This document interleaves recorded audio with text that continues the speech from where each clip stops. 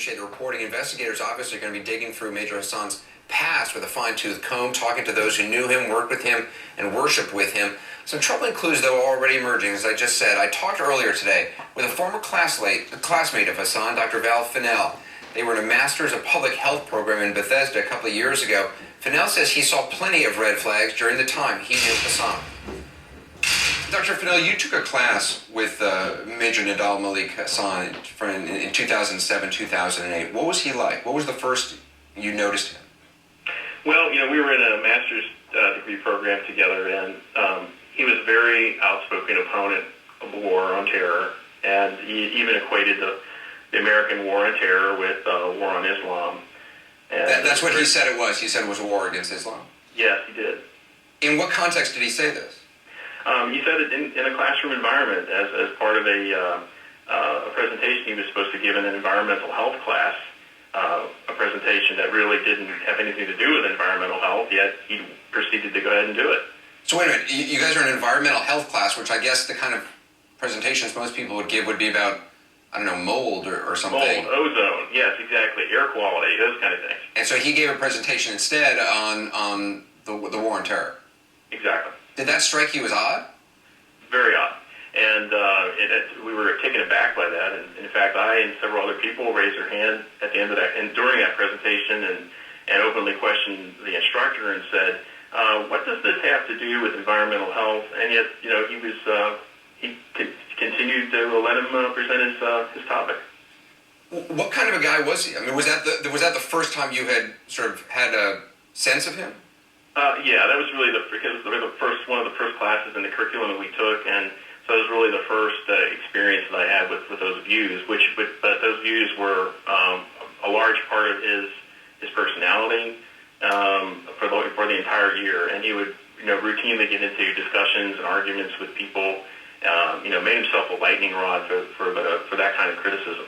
So that's interesting. You're saying he made himself a lightning rod because yesterday, the first reports we had from a family member of his, a cousin of his, said that he felt that he was a victim of some sort of anti-Muslim harassment. Did you see anything like that? No.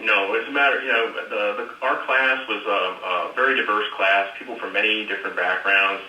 But Dr. Hasan made it a point to be very vocal in his beliefs. He was very extreme in his views, and since he was a military officer, he was questioned about those things.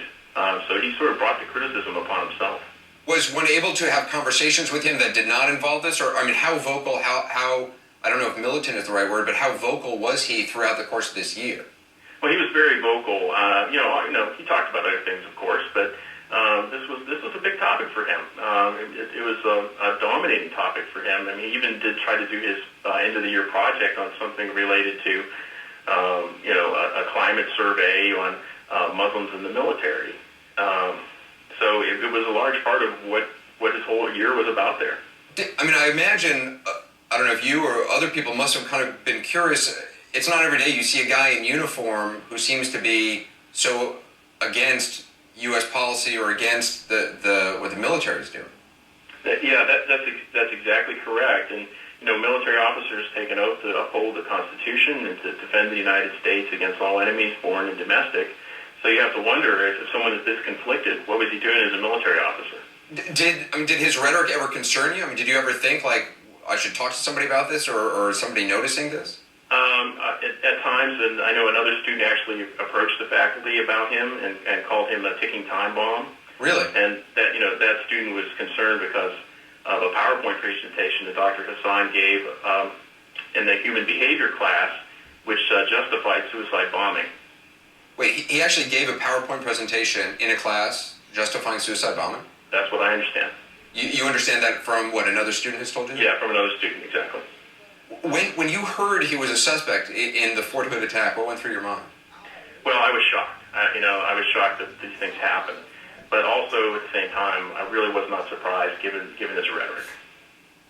It's got to be a sickening feeling to have had this interaction with him years ago and to know that other people had the same kind of thoughts and raised questions. Yes. And then to see this play out. Yeah, exactly. Sickening and very and anger. Anger is the other emotion that goes through our minds when things happen like this. Dr. Fennell, I appreciate your time. Thank you. You're welcome.